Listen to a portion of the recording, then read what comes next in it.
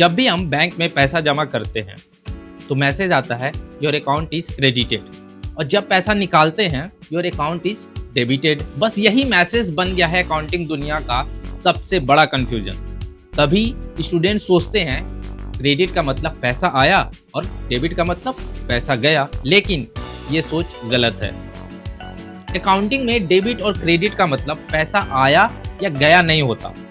Accounting में हम अपने बिजनेस के पर्सपेक्टिव से एंट्री करते हैं। पूरा अकाउंटिंग सिस्टम 5 अकाउंट्स के अराउंड घूमता है। फर्स्ट, एसेट्स, चीजें जो बिजनेस के पास हैं, जैसे cash, furniture, inventory. Second, liabilities, उधार जो चुकाना है, जैसे लोन, पेएबल। थर्ड, कैपिटल, पैसा जो ओनर ने बिजनेस में डाला है। फोर्थ, एक्सपेंसेस, खर्चे जो बिजनेस डेली चलाने में लगते हैं। एंड फिफ्थ, इनकम, पैसा जो बिजनेस कमाता है थ्रू सेल्स और रेंट। अकाउंटिंग में एक यूनिवर्सल कन्वेंशन भी है। डेबिट हमेशा लेफ्ट साइड लिखा जाएगा और क्रेडिट हमेशा राइट साइड, चाहे लेजर हो, जर्नल हो या बैलेंस शीट। ये रूल कभी चेंज नहीं होती। चलो अब समझते हैं डेबिट और क्रेडिट होता कब है। अकाउंटिंग की एक कोर इक्वेशन है, assets is equal to liabilities plus capital. ये तो याद ही होगा आपको। ये इक्वेशन हमेशा बैलेंस होती है।